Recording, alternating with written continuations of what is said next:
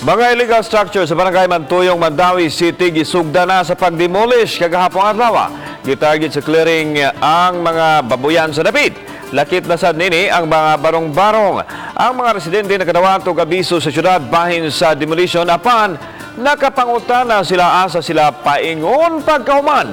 Ang uban biktima sa dakong sunog sa Mantuyong pipila ka tuig na ang nakalabay og ni-relocate lang sa laing dapit. Pasabot sa City Hall, may direktiba gikan sa presidente ug sa DILG sa clearing operations.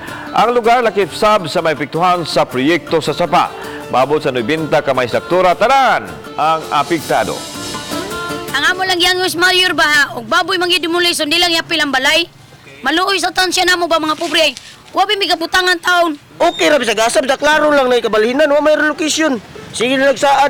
They are using them as a dwelling place nga just timely sad nga dunay directive sa atong president sa atong fourth zone nga naay memorandum of circular sa DILG is to clear the streets, no. Namoy project ang DPWH diha. Sa creek project sa nato nga ikaw man demolish daw. Imo ang opinion gid sa kasada. Spaltuhon di siya.